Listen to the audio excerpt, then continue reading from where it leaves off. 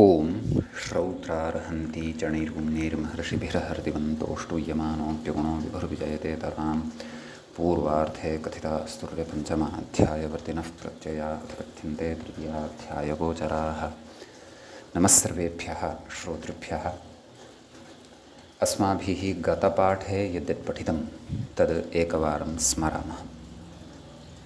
वयं वैयाकरणसिद्धान्तकौमुदी इत्याख्यस्य ग्रन्थस्य पठनं कुर्वन्तः स्मः। अस्य ग्रन्थस्य उत्तरकृदन्तप्रकरणम् अस्माकं क्रमे गतपाठे सम्पन्नम् अभूत्। तत्रापि अस्य प्रकरणस्य अन्तिमः पाठः यः प्रवृत्तः तत्र सर्वादौ अस्माभिः यत् सूत्रं पठितं तद् अव्यये यथाभिप्रेताख्याने क्रियः क्त्वाणमुलौ। तत्र यथाभिप्रेताख्यानं नाम अप्रियस्य उच्चैः प्रियस्य च नीचैः कथनम् इत्युक्तम्। अतः तत्र अव्यये उपपदे सति कृ धातोः त्वा प्रत्ययः णमुल् प्रत्ययः च भवति। अतः उच्चैः कृत्य उच्चैः कृत्वा उच्चैः कारम् अप्रियम् आचष्टे इत्यादीनि उदाहरणानि दृष्टानि। एवमेव नीचैः कृत्य नीचैः कृत्वा नीचैः कारं प्रियं ब्रूते इत्यादीनि चापि उदाहरणानि तत्र दृष्टानि। ततः अग्रे सूत्रं पठितं तिर्यक्ष्यपवर्गे तिर्यक् शब्दे उपपदे क्रियः क्त्वाणमुलौ स्तः समाप्तौ गम्यमानायां तिर्यक्कृत्यगतः तिर्यक्कारं समाप्यगत इत्यर्थः। ततः अपवर्गे किं तिर्यक्कृत्वा काष्ठं गतः इत्यादीनि तत्र उदाहरणानि दृष्टानि, दलकृत्य विचारणसहितानि। ततः अग्रे सूत्रं पठितं स्वाङ्गे तस्प्रत्यये कृभ्वोः इति। तत्र तस्प्रत्ययान्ते स्वाङ्गे उपपदे क्रियः भुवश्च क्त्वाणमुलौ प्रत्ययौ भवतः इति सूत्रस्य अर्थः दृष्टः। यथासङ्ख्यत्वं तु अत्र न प्रवर्तते, व्याख्यानात् इति व्याख्यादिषु पठितं। ततः तत्र मुखतः कृत्यगतः मुखतः कृत्वा मुखतः कारम् इमानि उदाहरणानि दृष्टानि। एवमेव भूधातोः मुखतो भूय मुखतो भूत्वा मुखतो भावम् इत्यादीनि उदाहरणानि दृष्टानि। ततः नाधार्थप्रत्यये च्यर्थे इति अग्रिमं सूत्रं पठितं। नाधार्थप्रत्ययान्ते च्यर्थविषये उपपदे कृभुवोः क्त्वाणमुलौ स्तः इति सूत्रस्य अर्थः दृष्टः। अनानानाना कृत्वा नानाकृत्य नानाकृत्वा नानाकारम् इत्यादीनि उदाहरणानि दृष्टानि। एवमेव विनाकृत्य विनाकृत्वा विनाकारम् इमानि चापि अन्यानि उदाहरणानि तत्र दृष्टानि। ततः अनेकं द्रव्यम् एकं भूत्वा एकधा भूय एकधा भूत्वा एकधा भावम् एकधा कृत्य एकधा कृत्वा एकधा कारम् इमान्यपि उदाहरणानि दृष्टानि। प्रत्ययग्रहणं कुतः इति चेत् हिरुक् कृत्वा पृथक् भूत्वा इत्यादिषु तत्र हिरुक् पृथक् इत्यनयोः प्रत्ययान्तता नास्ति इति कृत्वा सूत्रेण उक्तः विषयः अत्र न भवति इति, क्त्वाणमुलौ न भवतः इति। समानकर्तृकयोः पूर्वकाले इत्यनेन तु भवति क्त्वा। अस्तु, ततः तूष्णीमि भुवः इति सूत्रं पठितं। तूष्णीं शब्दे उपपदे भुवः क्त्वाणमुलौ स्तः इति अर्थः पठितः।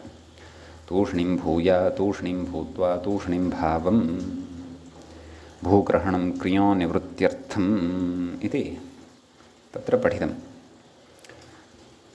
ततः अग्रे सूत्रं पठितम् अन्वच्यानुलोम्ये इति। अन्वक् शब्दे उपपदे भुवः क्त्वाणमुलौ स्तः आनुकूल्ये गम्यमाने इति सूत्रस्य अर्थः पठितः। अन्वग्भूय आस्ते अन्वग्भूत्वा अन्वग्भावम् इमानि उदाहरणानि दृष्टानि। अस्य अर्थः उक्तः अग्रतः पार्श्वतः पृष्ठतः वा अनुकूलो भूत्वा आस्ते इत्यर्थः। ततः पृष्ठम् आनुकूल्ये किम् अन्वग्भूत्वा तिष्ठति पृष्ठतो भूत्वेत्यर्थः इति उत्तरकृदन्तप्रकरणं पठितं। पुनः अत्र उत्तरार्धस्य समाप्तौ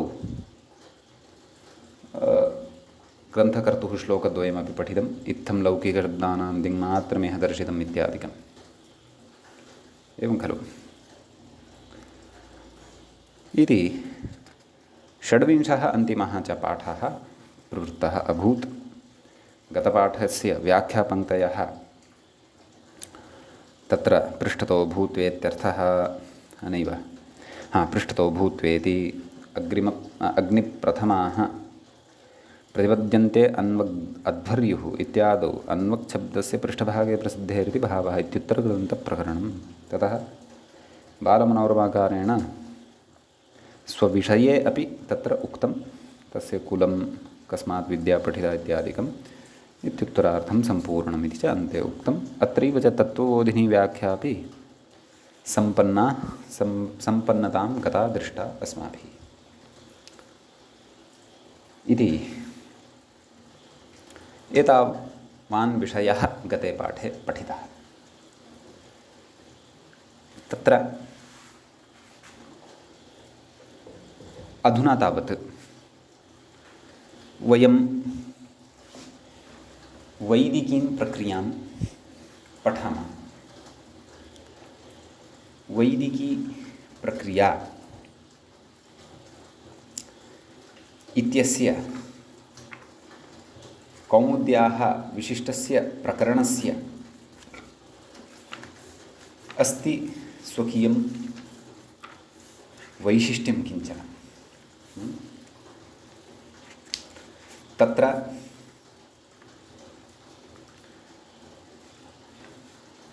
अस्माकं क्रमे तावत् वैदिक्याः प्रक्रियायाः अस्याः प्रथमः पाठः अधुना आरब्धः भवति। तत्र प्रथमे अस्मिन् पाठे सर्वादौ तु अस्याः वैदिक्याः प्रक्रियायाः कः तावत् भवति व्याख्याता इत्ययं विषयः, अपि च तत्र व्याख्यात्रा अपि यन्मङ्गलाचरणं कृतं तदपि वयं पठिष्यामः।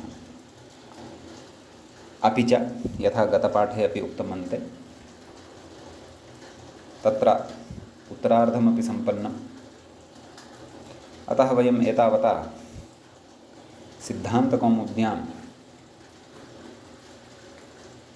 श्लोकद्वयम् अथवा यावतः अपि श्लोकान् मङ्गलाचरणत्वेन दृष्टवन्तः तावतः श्लोकान् इतः परम् उच्चारयन्तः भविष्यामः। विशेषेण मुनित्रयं नमस्कृत्य इति, अपि च श्रौत्रार्हन्ति इति च। यतः इतः परं केवलस्य तृतीयाध्यायस्य एव विषयः अस्ति इति नास्ति। अतः पूर्वार्धे कथितास्तूर्य पञ्चमाध्याय इत्यादि श्लोकस्य तत्र अपेक्षा तथा न स्यात् इति अहं चिन्तयामि। भवतु नाम मम सविधे यत् पुस्तकमस्ति तस्य पुस्तकस्य उपरि प्रथमा पङ्क्तिः दृश्यते। सुबोधिनी व्याख्या संवलिता वैदिकी प्रक्रिया इति लिखितं तत्र दृश्यते। ततः लिखितमस्ति प्रथमोऽध्यायः इति। ततः सूत्रम् अस्माभिः पठिष्यते, परन्तु सूत्रं वयं व्याख्यातारं स्वीकृत्यैव स्प्रक्ष्यामः। तत्र अयं यद्यपि श्लोकेषु स्वकीयं परिचयं नामग्राहं करिष्यति अयं व्याख्याता, अस्य व्याख्यातुः नाम जयकृष्णः भवति। यद्यपि तत्र ममापि नाम भवतां परिचितस्य मदीयमपि नाम जयकृष्णः इत्येव भवति, परन्तु लोके तावत्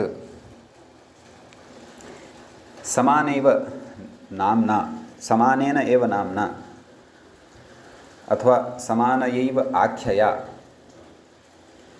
व्यवह्रियमाणः दृश्यते अनेकः अपि जनः। यथा तद्वत् उपव्याख्यातुः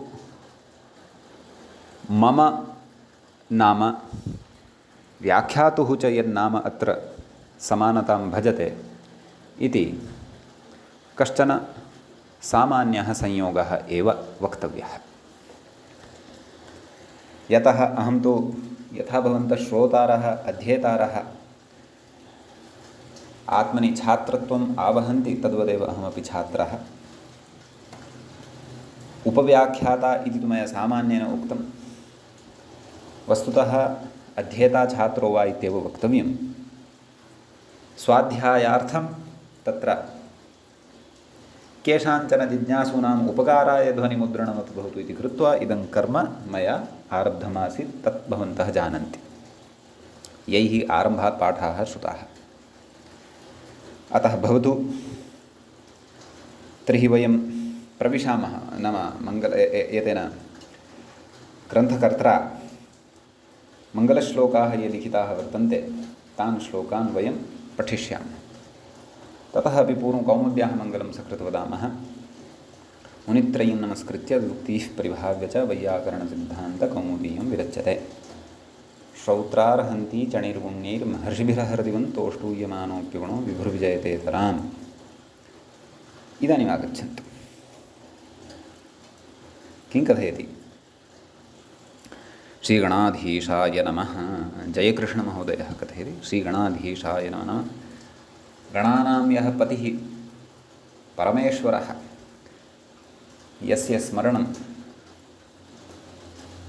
विघ्नविघातार्थं क्रियते, तस्य सन्निधिः अस्माकं सर्वदा लभ्येत।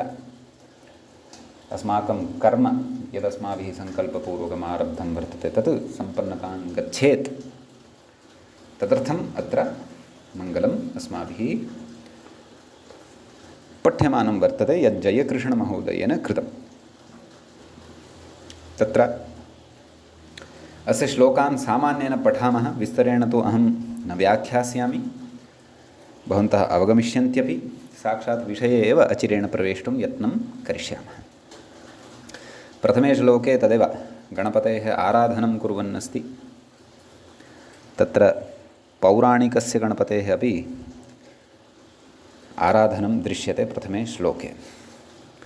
सिन्दूरेण विराजितं त्रिनयनं दिक्सङ्ख्यदोर्भिर्युतं भक्तानुग्रहकारकं प्रमदयाश्लिष्टं सदानन्दनम्। अष्टाविंशतिवर्णकैश्च सततं यञ्चिन्तयन्ते जनास्तन्देवं गणपं स्मरामि। सततं चन्द्रार्धचूडं विभुम् इति प्रथमः श्लोकः। द्वितीये श्लोके इदानीं स्वविषये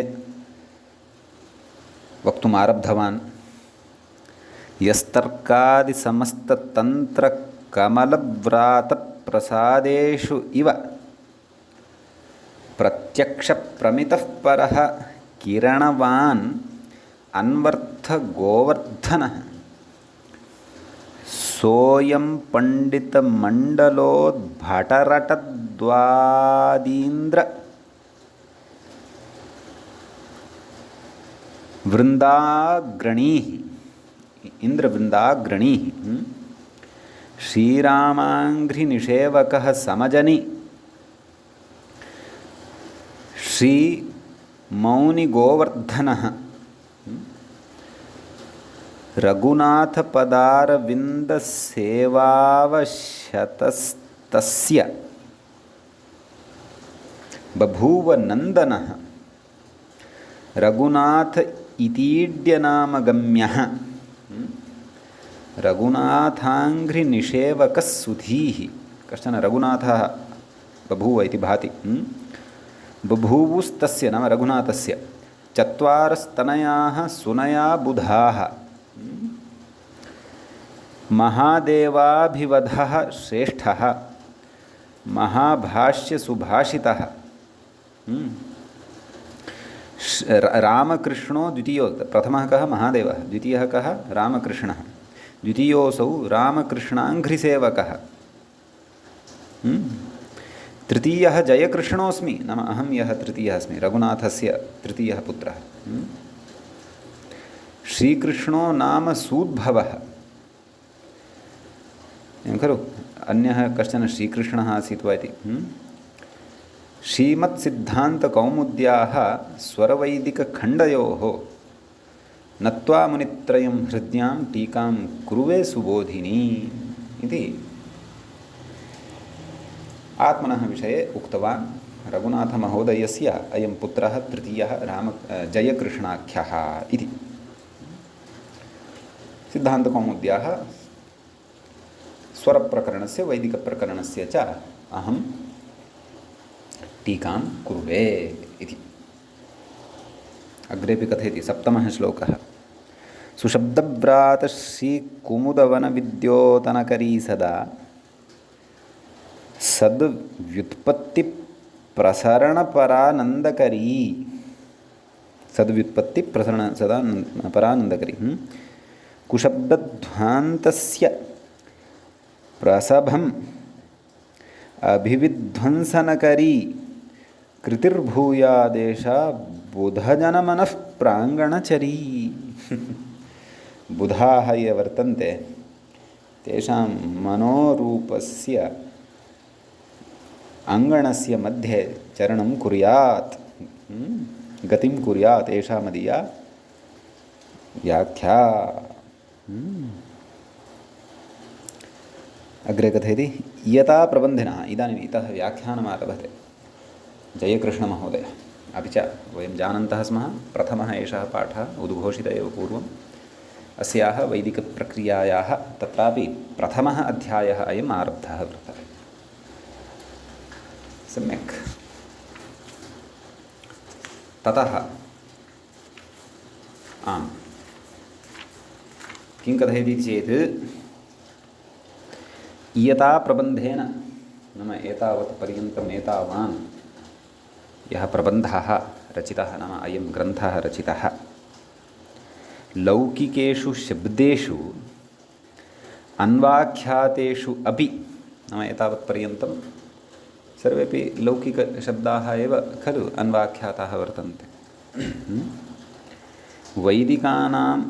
वैदिकान् अन्वाख्यानं वैदिकान्वाख्यानम् अवशिष्यते। लौकिकाः तु अन्वाख्याताः भोः वैदिकाः अपि अन्वाख्येयाः खलु न वा। यद्यपि ग्रन्थकारेण तत्र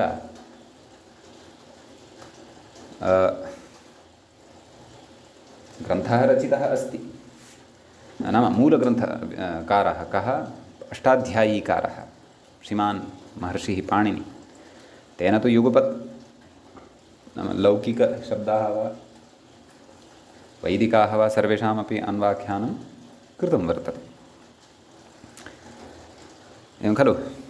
अतः वैदिकाः शब्दाः अपि व्याख्येयाः खलु परन्तु प्रक्रिया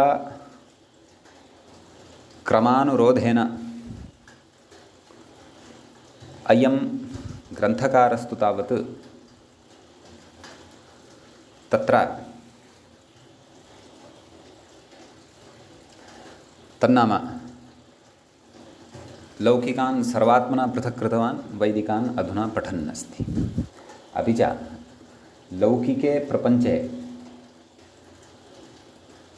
ये शब्दाः व्याख्याताः ते वेदे न प्रयुज्यन्ते इति नास्ति वेदे अपि प्रयुज्यन्ते परन्तु लोके अपि प्रयुज्यन्ते परन्तु केचन विशिष्टाः शब्दाः ये तावत् वेदे एव प्रयुज्यन्ते लोके न प्रयुज्यन्ते लोके तेषां व्यवहारः नास्ति तादृशाः शब्दाः अधुना अत्र व्याख्यास्यन्ते।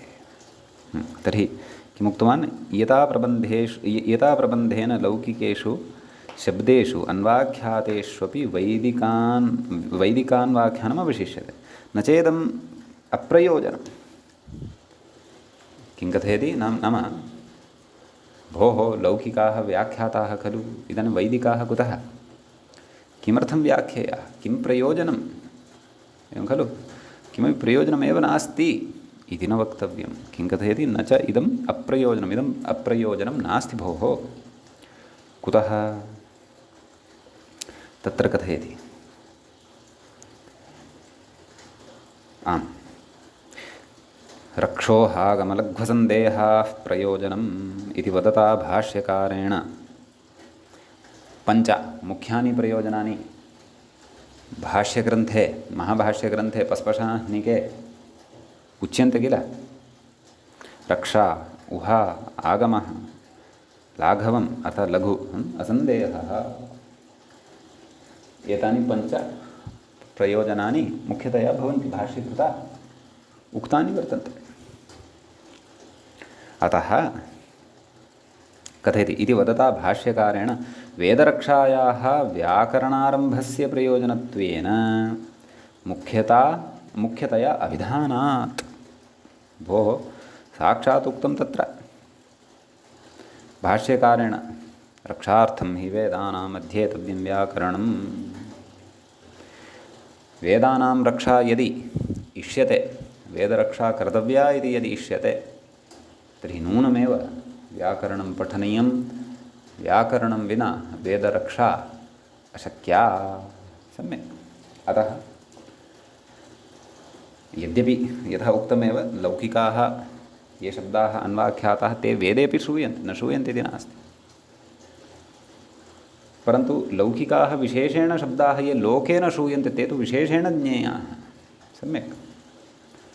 तदा एव वेदरक्षा स्यात्, वेदार्थः ज्ञायेत, मन्त्रार्थः ज्ञायेत, मन्त्रार्थनिर्णये तत्र सामर्थ्यं लभ्येत, एवं खलु इति विशेषः। अग्रेपि कथयति, ब्राह्मणेन निष्कारणः षडङ्गो वेदोऽध्येयो ज्ञेयश्चेति इत्यपि भाष्यस्यैव वर्तते पङ्क्तिः। नाम ब्राह्मणेन वेदः निष्कारणः, नाम निष्कारणः षडङ्गः वेदः, नाम तत्र कारणम् अथवा किमपि प्रयोजनं एवं न द्रष्टव्यं, पठनीयं। ब्राह्मणस्य सः धर्मः वर्तते, वेदः अध्येयः ज्ञेयश्च इति वेदार्थज्ञानोपायतया वेदाङ्गत्वेनैव व्याकरणाध्ययनविधानाच्च, एवं खलु।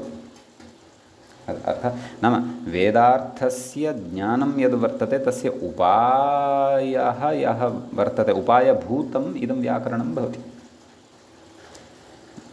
वेदार्थज्ञानोपायत्वं व्याकरणेन सिद्ध्यति अथवा व्याकरणस्य अस्ति, अतः वेदाङ्गत्वं व्याकरणस्य भवति, एवं खलु। अतः नूनमेव तत्र वैदिकशब्दानां व्यवस्था अपि ज्ञातव्या, एवं खलु।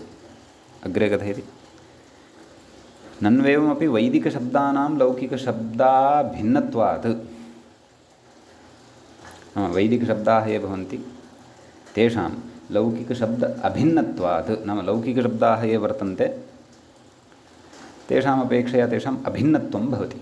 भिन्नत्वात् तदनुशासनेनैव सिद्धे, एवं खलु। किमर्थम् येषाम् अनुशासनम् इति चेन्न, खलु। वैदिक किमुक्तवान् पुनः पश्यन्तु, नन्वेवमपि वैदिकशब्दानां लौकिकशब्द अभिन्नत्वात्, तदेव नाम वैदिकशब्दाः लोकात् किं भिन्नाः वर्तन्ते वा, नाम लौकिकाः शब्दाः ये अधुना एतावता व्याख्याताः अस्माभिः अन्वाख्याताः, ते वेदेपि प्रयुज्यन्ते खलु, अथवा वैदिकशब्दाः ये वर्तन्ते ते किं लोकशब्दात् किं पृथक् भवन्ति वा, पार्थक्यम् अस्ति वा किञ्चन? पार्थक्यं नास्ति इति कृत्वा तर्हि पृथक् एतेषाम् अन्वाख्यानं कुतः इति भावः। इति चेन्न तथा न वक्तव्यं। कुतः कथयति, लौकिकशब्देभ्यः भिन्ना अपि वैदिकशब्दाः सन्ति। नाम लौकिकशब्दाः ये अन्वाख्याताः एतावता ते वेदे भवेयुर्नाम सत्यं, तेपि वैदिकाः भवितुम् अर्हन्ति इति सत्यम्, एवं खलु। परन्तु विशिष्य वैदिकाः एव केचन शब्दाः तादृशाः वर्तन्ते ये शब्दास्तावत् लोके न भवन्ति, लोके ते शब्दाः न व्यवह्रियन्ते। तदेव कथयति अग्रे, कथं पश्यन्तु।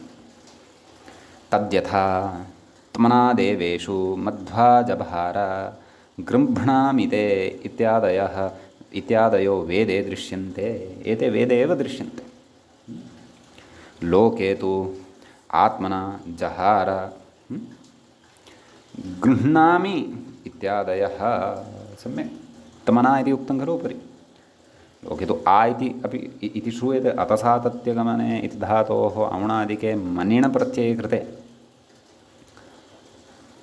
एवं खलु। आत्मना इति आत्मनिति शब्दः सिद्धः भवति। एवमेव वेदे चेत् जभार इति दृश्यते हृधातोः, लोके तु जहार इति दृश्यते हृधातोः लिटि, न वा। एवं वेदे चेत् गृह्णामि इति श्रूयते, तर्हि लोके तु गृह्णामि इति ग्रह उपादाने इति धातोः दृश्यते, श्रूयते।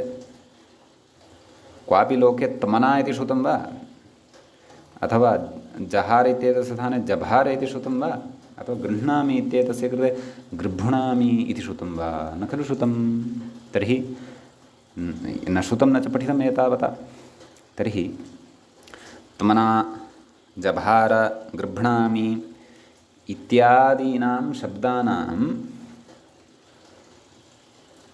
लोके श्रवणमेव नास्ति। ततः वदति भवान् यत् लोके शब्दाः सन्ति ते वेदेपि सन्ति, अतः तेषां सिद्ध्या एव वेदशब्दाः अपि सिद्धाः। तर्हि कथं ज्ञास्यसि गृह्णामि इत्येतस्य कोऽर्थः, कः तत्र धातुः, कथं भकारः आगतः, जभार इत्यत्र कथं जहार इति भवितव्यमासीत् खलु, कथं तत्र भकारः श्रूयते मध्ये।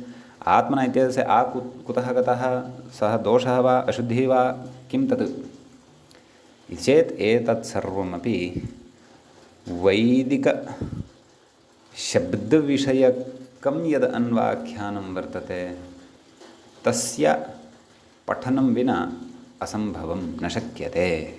अतः विशेषतया वैदिकी व्यवस्था अस्माभिः ज्ञातव्या चेत् नूनमेव वैदिक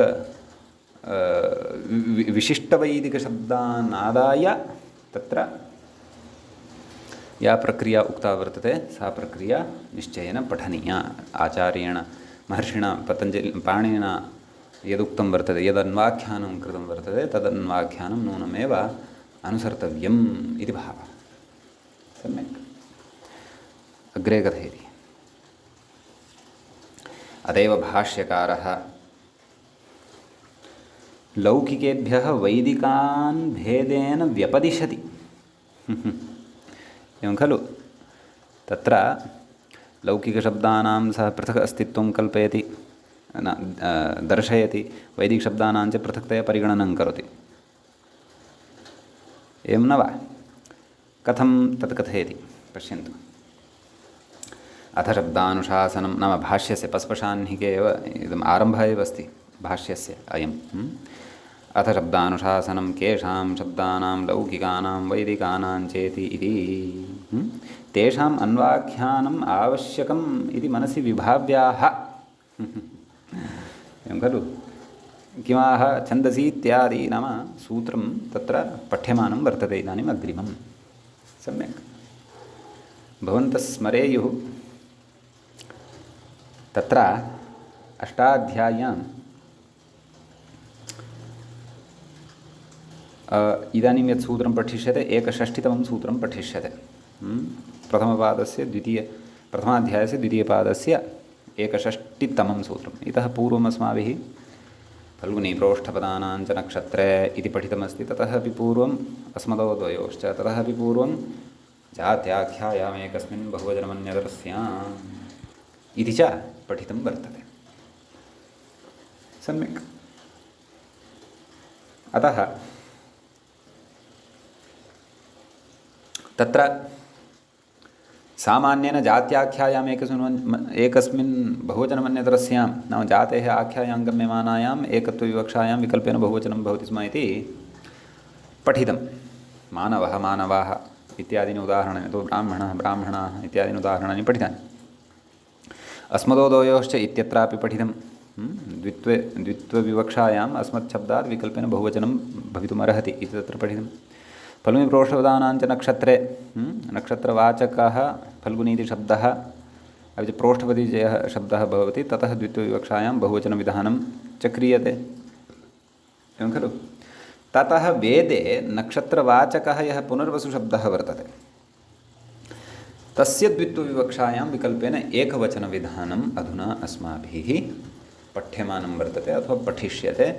यत् अत्र प्रथमं सूत्रं वर्तते। अपि च इतः परं नाम वैदिकीप्रक्रियातः आरभ्य नैव वैदिकीप्रक्रियायाम् अष्टाध्यायीक्रमम् आश्रित्य सूत्राणां तत्र व्याख्यानं करिष्यते।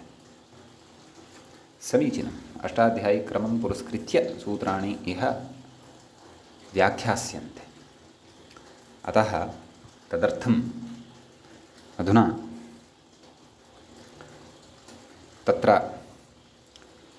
एवं न चिन्तनीयं प्रक्रियाग्रन्थः कथम् अष्टाध्यायीक्रमेण व्याख्यायते चेत् प्रक्रियावैशिष्ट्यं प्राधान्येन सर्वोपि अस्माभिः लौकिके प्रकरणे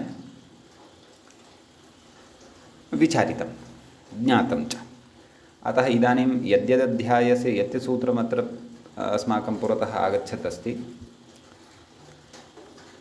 तत्तत् सम्बद्धं प्रकरणम् अष्टाध्याय्यां तत्र च अनुवृत्त्यादिविचारः यथा पूर्वम् अनुपदमेव सर्वत्र अस्माभिः कर्तव्यः भवतु। छन्दसि इत्यादि तत्र मूले सूत्रं द्रष्टव्यं। छन्दसि पुनर्वस्वोरेकवचनम् इत्यस्ति। छन्दसि इति छन्दस् इति शब्दस्य सप्तमी विभक्तेः एकवचनान्तं भवति। पुनर्वस्वोः इति सप्तमी विभक्तेः पदं भवति द्विवचनान्तं। तत्र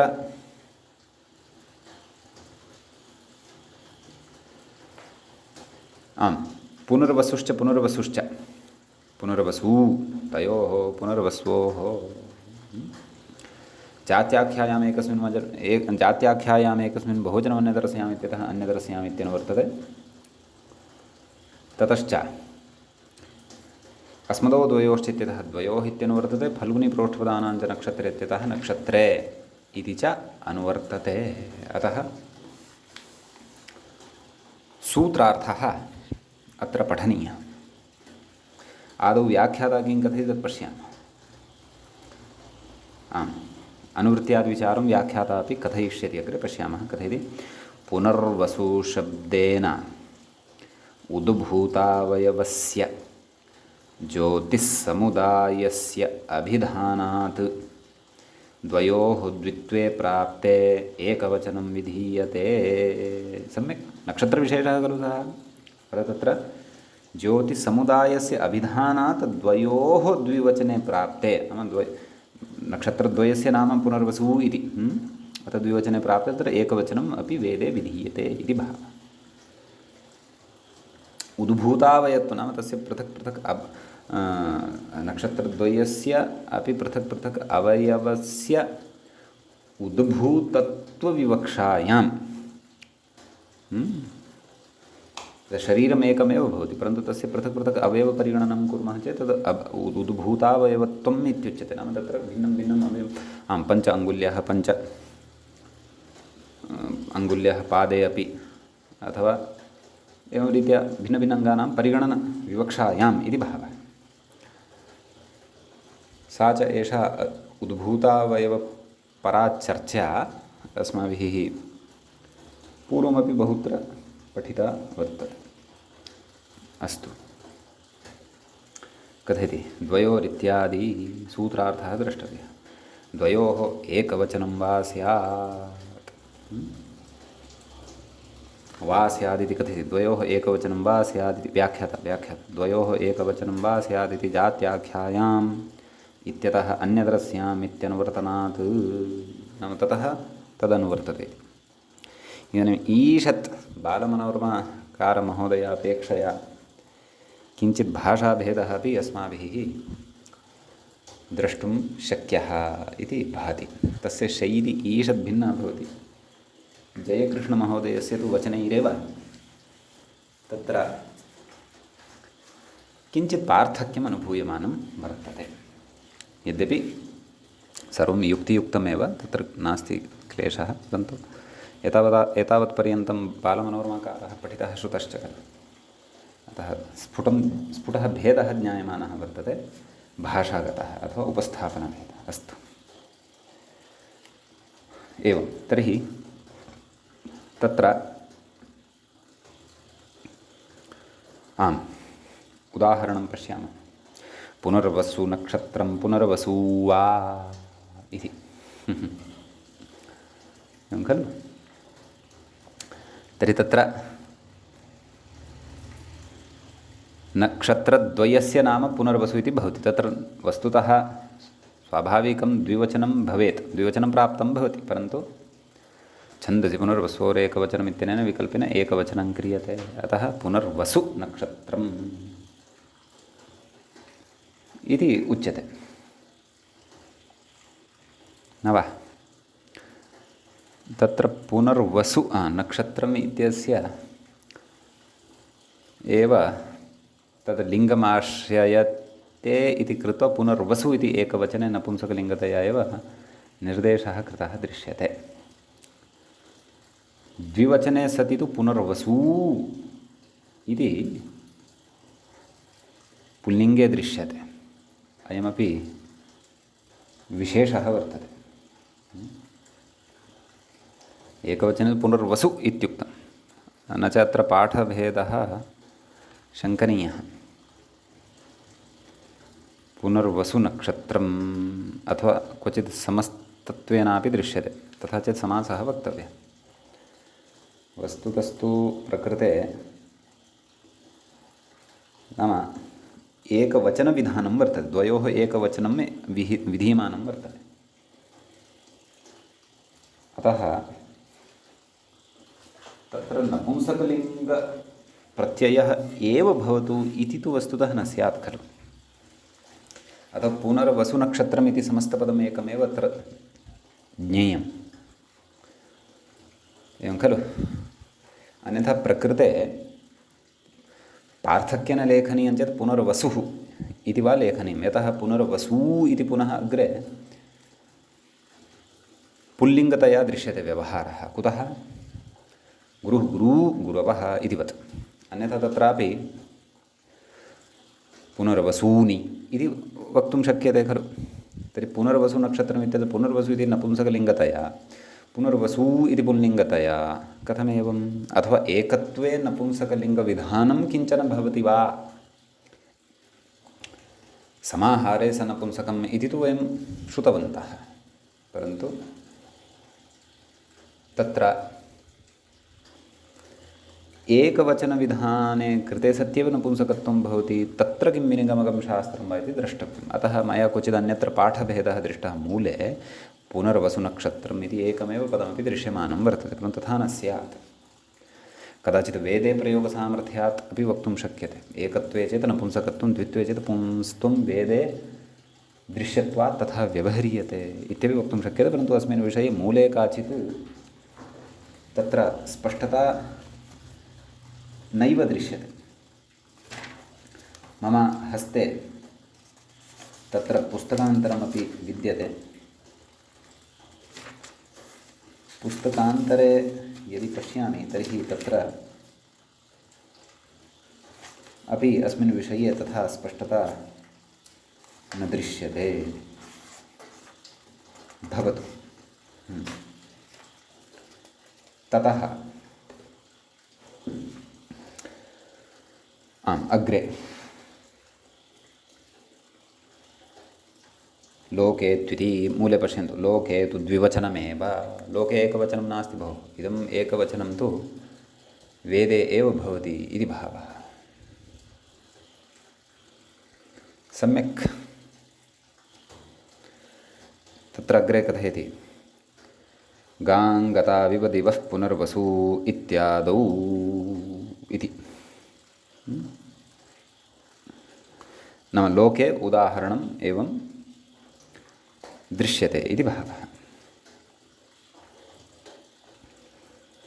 सम्यक्। अतः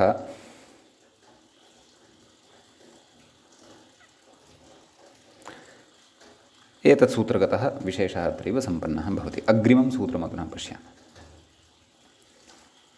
विशाखयोश्च इति। तत्र विशाखयोः इति तत्र षष्ठी विभक्तेः द्विवचनान्तं वक्तव्यं। वस्तुतः प्राक्तनसूत्रेपि छन्दसि पुनर्वस्वोः एकवचन पुनर्वस्वोः इत्येतस्य अपि षष्ठ्यन्तता वक्तव्या इति मम भाति। विशाखयोश्च इत्यत्रापि तथैव विशाखा च विशाखे तयोः विशाखयोः च इति अव्ययपदं। सप्तम्याः कथने स्वारस्यमस्ति वा न वा इति तु द्रष्टव्यम्। अस्तु, तत्र अग्रे कथयति प्राग्वदिति द्वयोरेकवचनं वा स्यादित्यर्थः। मूले उक्तं खलु प्राग्वत् इति। पूर्वं प्राग्वत् नाम किं, द्वयोः एकवचनं स्यात्। तर्हि तत्र द्वयोः इति अर्थः कुतः लभ्यते चेत् अस्मदो द्वयोश्च। सम्यक्। अपि च एकवचनमिति कुतः लभ्यते चेत् जात्याख्यायामेकस्मिन् बहुवचनमन्यतरस्याम् इत्यतः च लभ्यते। सम्यक्। इति अत्र अस्ति विशेषः। उदाहर्यते विशाखानक्षत्रम् इत्यस्ति। विशाखे वा वेदे उभयथापि प्रयोगः, परन्तु लोके चेत् एकत्वं न भवति, एकत्वं तु वेदे एव भवति इति भावः। विशाखे वा। अग्रे कथयति अमरस्तु विशाखेति प्रयुञ्जानः द्विवचननियमं नेच्छति। तदुदा सूत्रं तुदासीनं, सूत्रं तु उदासीनम् इति कथयति। उदासीनशब्दस्य उपेक्षकत्वेनापि अर्थाः दृश्यन्ते कोशेषु। किमुक्त्वा नाम विशाखेति प्रयुञ्जानः द्विवचननियमं नेच्छति, नाम द्विवचनं तत्र न भवति इति अमरकोशकारस्य व्यवहारेण तथा ज्ञायेत। परन्तु ऋषेः पुरतः, ऋषिविधानस्य पुरतः अथवा ऋषेः अनुशासनस्य पुरतः अमरसिंहः अनाप्तः तस्य तथा आप्तत्वं न गृह्यते, सः न ऋषिः। अस्तु, तर्हि विशाखानक्षत्रं विशाखे इति वा तत्र वक्तव्यं। सम्यक्। इति अत्र अस्ति विशेषः। इदानीं वयं घिसंज्ञां प्रति चलामः। प्रथमाध्यायस्य एतद् एकषष्टितमं सूत्रं व्याख्यातुम् अवशिष्यते स्म, द्वाषष्टितमं च तदपि व्याख्यातं। प्रथमाध्यायस्य द्वितीयपादस्य अन्यानि सर्वाणि सूत्राणि व्याख्यातानि वर्तन्ते। इदानीं चतुर्थं पादं, प्रथमाध्यायस्य द्वितीयपादस्य एवं क्षन्तव्यम्। इदानीं चतुर्थं पादं प्रति साक्षात् कूर्दनं कृत्वा मण्डूकप्लुतिन्यायेन ग्रन्थकारः तत्र आगतः वर्तते। तत्र लोके अस्माभिः इतः पूर्वं विशिष्टः नियमः पठितः पतिः समास एव।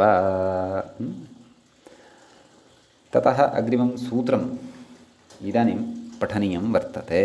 सम्यक्। व्याख्याता इङ्गितं करोति षष्ठी युक्तश्छन्दसि वा। समग्रमेव सूत्रं पठति, इङ्गितं न, समग्रमेव सूत्रं पठति। षष्ठी युक्तश्छन्दसि वा इत्यस्ति अग्रिमं सूत्रं। षष्ठीयुक्तः इति सूत्रे प्रथमं पदं भवति। तदिदं प्रथमाविभक्तेः एकवचनान्तमेव वर्तते। छन्दसि इति सप्तम्यन्तं भवति, वा इति अव्ययं भवति। षष्ठीयुक्तः इति तृतीया तत्पुरुषसमासः अत्र अवगन्तव्यः। सम्यक्।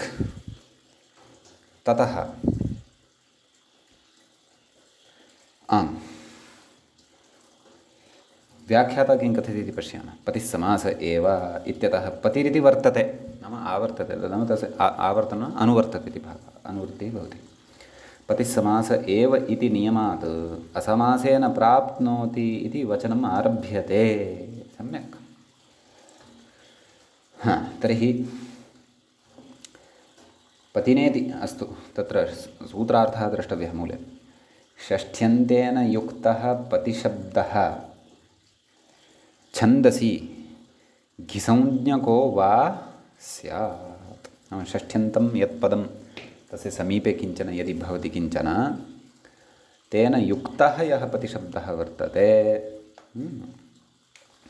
तस्य विकल्पेन घिसंज्ञा भवति। घिसंज्ञाश्रितानि कार्याणि च अस्माकं ज्ञायन्ते। घेर्ङिति इत्यादीनि यानि भवन्ति तानि, एवं खलु। अतः अग्रे कथयति। तर्हि उदाहरणं पश्यामः।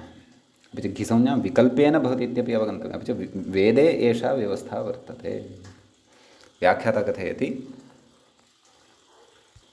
घित्वात् आङो नास्त्रियाम्, एवं खलु। तत्र पश्यन्ति चेत् घित्वात् आङोना इति न भावः। सम्यक्। क्षेत्रस्य पतिना वयम् इति वैदिकम् उदाहरणं तत्र मूले दृश्यते, एवं खलु। अतः तत्र क्षेत्रस्य पतिना वस्तुतः कथं भवति, पत्या इति भवति।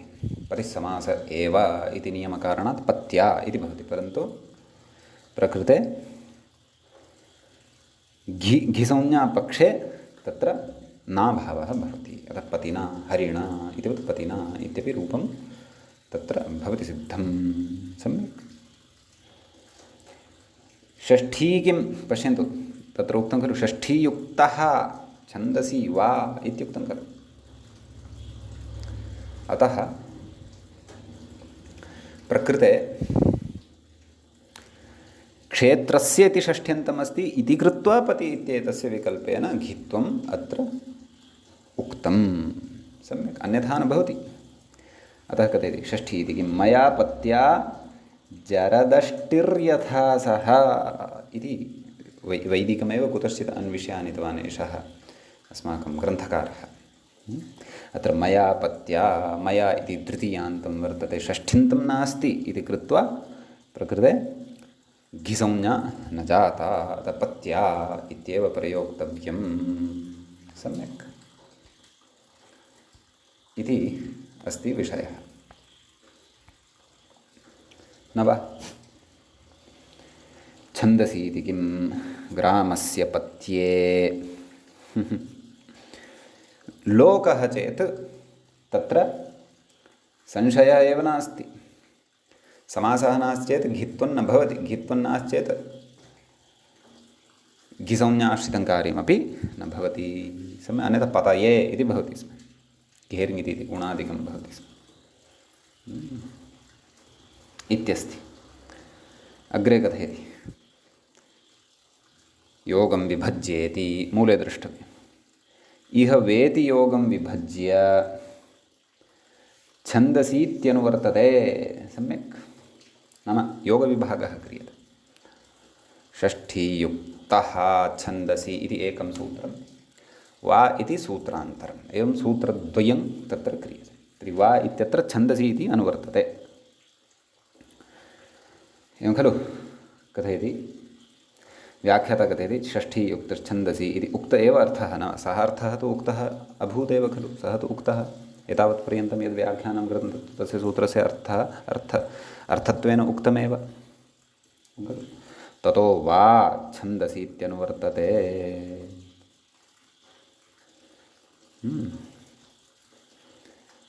किं ततः वा इत्यत्र छन्दसि इत्यनुवर्तते इति वक्तव्यम् एवं खलु। यावदिह शास्त्रे कार्यं तच्छन्दसि वा भवति इति एवं खलु। विशिष्टः सिद्धान्तः इदानीं छन्दसः विषये अस्माभिः नाम वैदिकशब्दानां विषये ज्ञायमानं वर्तते एवं खलु। तत्र मूले पश्यन्तु किमुक्तं, सर्वे विधयश्छन्दसि वैकल्पिकाः, सर्वे विधयश्छन्दसि विकल्प्यन्ते इत्युच्यते इत्यपि विशिष्टः सिद्धान्तः वर्तते। ये केऽपि विधयः उक्ताः वर्तन्ते ते छन्दसि तेषां विकल्पप्रदये एव कार्यं भवति, नित्यतया कार्यं न भवति इत्युच्यते। सर्वे विधयः छन्दसि विकल्प्यन्ते। तर्हि एतद् प्रकृते योगविभागद्वारा एतादृशः विशिष्टः अर्थः अत्र उच्यते इति भावः। सम्यक्। तदाह तेनेत्यादिना मूले द्रष्टव्यं। तेन बहुलं छन्दसि इत्यादिः अस्यैव प्रपञ्चः न वा। बहुलं छन्दसि इति सर्वम् उक्तं खलु। प्रायः दशकृत्वः वर्तते अष्टाध्याय्याम् इदं सूत्रम्। अस्यैव प्रपञ्चः नाम अस्यैव सिद्धान्तस्य प्रपञ्चनं तत् किं कस्य, सर्वे विधयश्छन्दसि विकल्प्यन्ते इति। किञ्चित् बहुलशब्दस्य किञ्चित् भिन्नाः अपि अर्थाः भवन्ति। क्वचित् प्रवृत्तिः क्वचित् प्रवृत्तिः इत्यादिकमपि वयं जानीमः, परन्तु विकल्पः इति अर्थः क्वचित् विभाषा क्वचिदन्यदेव इत्युच्यते खलु। अतः बहुलगतः विकल्पार्थः अस्यैव प्रपञ्चः इति कथनस्य अभिप्रायः स्यात् इति तत्र मम भाति। यदा बहुलं केवलं विकल्पः एव न भवति खलु, तत्र तु बहु किमपि भवति। अस्तु, इदानीम् अस्माभिः लौकिकप्रकरणे शब्दाधिकारे पठितं यचिभम् इति सूत्रं प्रकृते प्रसंगानुरोधेन अर्थानुरोधेन च स्मार्यमाणं वर्तते। मूले पश्यन्तु, यचिभम् इत्यस्य च सूत्रस्य अर्थं वयं सम्यक्तया जानीमः एवं खलु। यकारादिः अजादिः च असर्वनाम स्थानसंज्ञकः स्वादिः यः भवति प्रत्ययः सः यदि परतः भवति तर्हि ततः पूर्वं विद्यमानस्य भसंज्ञा भवति पदसंज्ञायाः बाधकं चेदं सूत्रं भवति इति अस्माभिः विस्तरेण अस्य सूत्रस्य विषये तत्र विनियोगः पठितः। इदं सूत्रं तत्र अस्माभिः सविस्तरं पठितं। समीचीनं। तर्हि अग्रे अत्र वार्तिकं किञ्चन पठ्यमानं वर्तते। यद्यपि मूले अस्य वार्तिकस्य संख्या न दृश्यते, ग्रन्थान्तरे तु दृश्यते। अस्तु, भवतु नाम, परन्तु अस्ति इदं वार्तिकमेव। एवं किल। अतः नभोङ्गिरो मनुषां वत्युपसङ्ख्यानम् इति वर्तते वार्तिकम्। वार्तिकस्य पदच्छेदमादौ पश्यामः। नभोङ्गिरो मनुषाम् इति षष्ठ्यन्तं, षष्ठीविभक्तेः बहुवचनान्तमिदं भवति। तत्र वत् इत्येतस्य सप्तम्यन्तम् इदं पदं भवति। उपसङ्ख्यानम् इति प्रथमान्तं भवति। सहस्रकृत्वः अथवा शतकृत्वः तु अवरतः अस्माभिः उपसङ्ख्यानम् इति पदं पठितमेव स्यात् एतावता, उच्चारितमेव स्यात् एतावता। अस्तु, व्याख्याता कथयति नभस् अंगिरस् मनुष् नाम वार्तिकस्य अर्थः उच्यमानः वर्तते। नभस् अंगिरस् मनुष् येषां वतिपरे भत्वं वक्तव्यमित्यर्थः। मानव वति वत् यदा परतः भवति एवं खलु, तेन तुल्यं क्रिया चेद्वतिः तत्र तस्येव इत्यादिकं सर्वं तद्धितप्रकरणे वयं विस्तरेण पठित्वा आगताः स्मः। अतः तत्र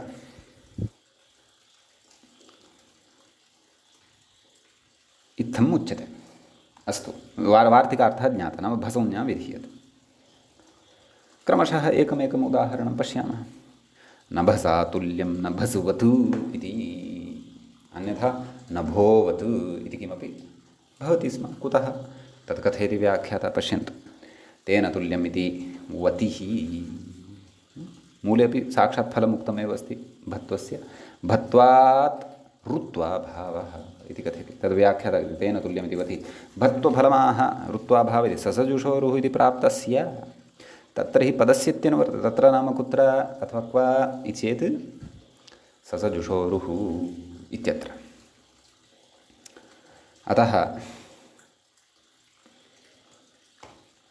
तत्र पदस्य इत्येतस्य अनुवर्तनं भवति।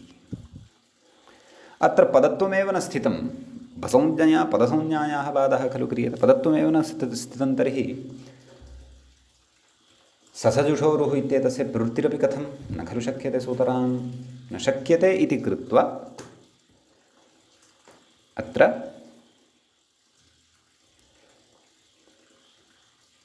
सः सकारः तथैव तिष्ठति। अतः नभस्वत् इति भवति भावः। अंगिरस् इति अस्ति, अंगिरस्वत् अंगिरः, मूले मूले उदाहरणं पश्यन्तु। अंगिरस्वदङ्गिरः, व्याख्याता कथयति तत्र किम्, अंगिरसा तुल्यम् अंगिरस्वत्। अत्रापि देहली दीपकन्यायेन ऋत्वा भावति सम्बध्यते इति यद् मूले उक्तं खलु, भत्वात् ऋत्वा भावः। देहली दीपक न्यायेन, न देहल्यां दीपकः स्थापितश्चेत् सर्वत्र प्रकाशं करोति। एवं ऋत्वा भावविषयिणी चर्चा पूर्वं या कृता सा अत्रापि सम्बध्यते, तस्याः प्रकाशः अत्रापि वर्तते इति भावः। अतः अंगिरस्वत् तेन तुल्यं क्रिया चेदति इत्येव अत्रापि वति प्रत्ययः वर्तते इति भावः। सम्यक्। ततः मनुष्य इति वर्तते खलु अन्तिमः। नमोऽङ्गिरो मनुषां मनुष्वदग्ने, एतदपि उदाहरणे वेदे एव अस्ति। व्याख्याता कथयति मनुषातुल्यम् अत्र भत्वात् आदेशप्रत्यययोः इति शः। सम्यक्। नाम नभसि इति नैव मनुस् इति भवति शब्दः, मानवः। अतः नाम भसंज्ञा उक्ता इति कृत्वा आदेशप्रत्यययोः इत्यनेन तत्र षत्वं भवति। कुतः पदसंज्ञायां तु ऋत्वं स्यात् न षत्वं। यदि पदसंज्ञा स्यात् तर्हि ऋत्वं स्यात्, एवं खलु। तर्हि ऋत्वे च सति मनुर्वदग्ने इति किमपि भवति स्म इति भावः। अपदान्तस्य इति वचनात्, एवं खलु। अतः प्रकृते तत्र षत्वमेव भवति, ऋत्वं तु न भवति इति विशेषः। समीचीनम्। अग्रे पठितम् उणादिसूत्रं प्रकृते स्मार्यमाणं वर्तते। तत्पुरस्कृत्य च कश्चन विशेषः प्रकृते उच्यमानः वर्तते। यञ्च विशेषं वयम् अग्रिमे पाठे पठिष्यामः। अद्यतनः प्रथमः एष पाठः अत्रैव अस्माभिः उपसंह्रियते। मङ्गलं कुर्मः। श्रौत्रार् नैव मुनित्रयं नमस्कृत्य उक्तिः परिभाव्य च वैयाकरणसिद्धान्तकौमुदीयं विरच्यते। श्रौत्रार्हन्ति चणैर्गुण्यैर्महर्षिभिरहरदिवं तोष्टुयमानोऽप्यगुणो विभुर्विजयते तराम्। एवञ्च तत्र वैदिक प्रक्रिया वैदिकी प्रक्रिया इत्याख्यस्य प्रकरणस्य अस्माकं क्रमे एषः प्रथमः पाठः सम्पन्नतां गतः। नमः सर्वेभ्यः श्रोतृभ्यः भवद्भ्यः।